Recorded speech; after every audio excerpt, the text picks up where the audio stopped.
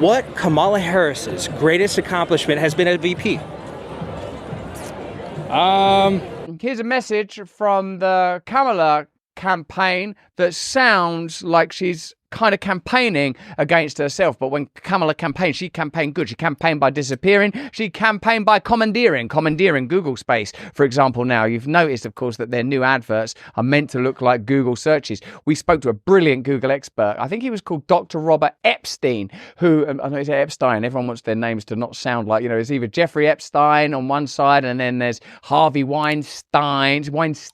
People are always having to change their Steens and Steins to get away from the condemned ones. Let's have a look at this Kamala campaign. Kamala Harris has spent decades fighting violent crime. As a border state prosecutor, she took on drug cartels and jailed gang members for smuggling weapons and drugs across the border. As vice president, she backed the toughest border control bill in decades. And as president, she will hire thousands more border agents and crack down on fentanyl and human trafficking. That's going to be one of those involuntary laugh moments, isn't it? Because was she a border czar? When is a border czar not a border czar? When does it become bizarre to claim that you were or weren't a border czar?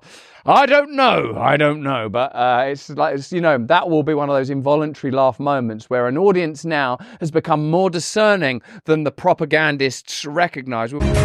Fixing the border is tough. So is Kamala Harris. I'm Kamala Harris, and I approve this message. We live in a media age that we are having to become acclimatized to. We're having to learn quickly to discern the false from the true, to recognize the many false prophets, to recognize that we live in the false Luciferian light, the post-enlightenment condition, where we're given so much information that truly we live in its flood, deluged with deceits and untruths. Here are some plain moments that you may enjoy. At a Kamala Harris rally, some of her supporters are invited to list her greatest achievements. The propaganda machine wants you to consider her as a prosecutor, where evidently she had some successes. Certainly it's something they're keen to hark back at, although I've heard people say that there were pretty punitive sentences for people convicted of marijuana offences, that there were some people detained criminally due to a relationship that a prison had with manufacturers that were using prison labour. So even that aspect of Kamala's career is somewhat murky, and in her position as vice president, prior to the ascent of a media campaign that has the unification that we've seldom seen, but for perhaps in COVID or when they want us to go to war for something, she has been reframed as a figure of salvation around whom the left, or what passes for the left these days, ought coalesce. Whether it's the establishment left or the intellectual left, people seem pretty keen to support Kamala. But here are her supporters trying to summons up something positive to say. Let's have a look. I've not watched this yet. I'm excited to see it. Today, we're trying to find out from the attendees what Kamala Harris's greatest accomplishment has been as VP. Honestly, I'm not too into politics. I'm just here for the vibe. Becoming the first female vice president. So becoming the VP is the best accomplishment? Yeah, absolutely. Being a good person. Being a good person? Yeah. She's I don't know. She seems really good for women. Harris is there with the energy. She has a lot of enthusiasm, so it's important to get behind her. What is Kamala's top accomplishment, you think? I can't say anything right now. Give me a second. Her top contributions to policy or policy as VP. I wasn't in on the policy making decisions with President Biden, so I don't know. Her favorite policies. Oh my gosh. See, I wish they would tell us more about that, because I honestly don't know. I know she's done some good work with immigration, even though they say opposite. What do they say? Well, what is it? She's the border czar. She's the fake border czar. It's her fault that all these immigrants are coming over, to cross the border right now, which I don't think they are. People have been saying that Kamala is the border czar, or whatever that means. Is there an issue at the border? Has Kamala done anything about it? Or was there not anything to do about it, and so they're just kind of making things up? So I don't think there's an issue with the border at all. Yeah, I feel like, yes, illegal immigrants are coming to America, but that's what America's all about, is to come to America and live that American dream, because America isn't just for the whites. It's not just for the blacks. It's not just for the Mexicans. No, it's for everyone around the world. We're supposed to be a country of letting people come in and do what they'd like.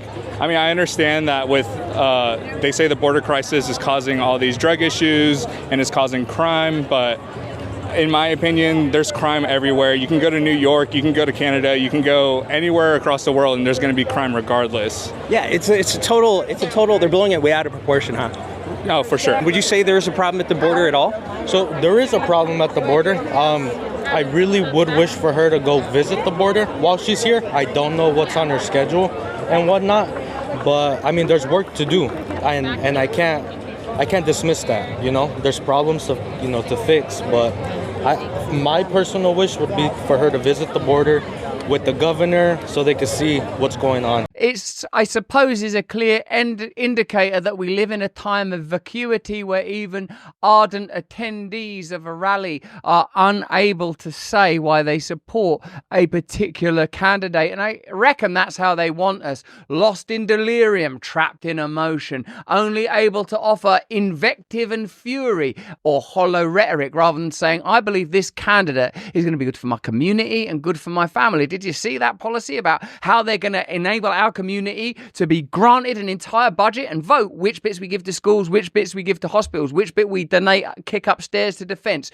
how we manage our own migration. We're going to say that our community can take this number of migrants that would have to be registered in this way and participate in our community in this way. And this is how we believe the border should be used. That is why I so enjoyed meeting Phidias, who the dude from Cyprus who's become a member of the European Parliament, who through transparency tells you how the EU works. And if you don't know how the EU works, then surely you'll be interested that Ursula von der Leyen, who's just been voted back into her position of uber superiority, conducted private conversations with Albert Bourla, CEO of Pfizer, made orders of vaccines that ultimately turned out to be not 100% successful.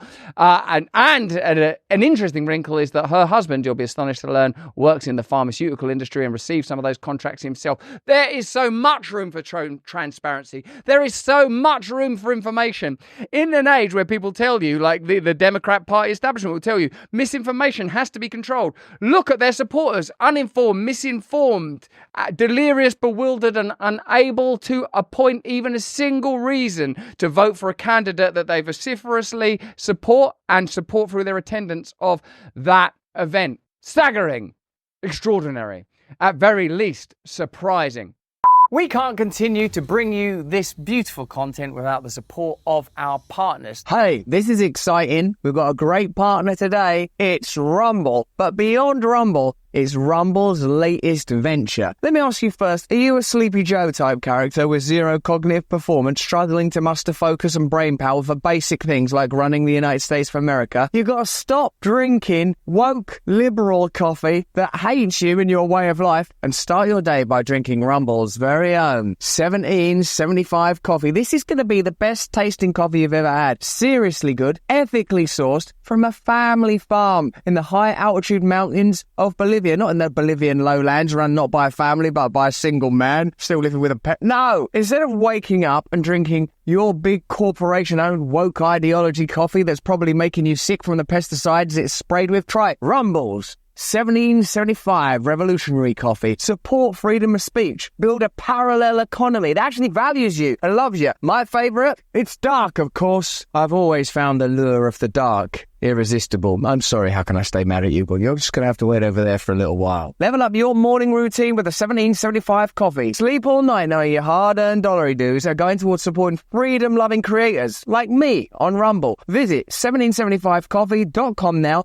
Pick up your first bag. Use the code BRAND to save 10% on your first order. Oh, come on. Why choose, you know?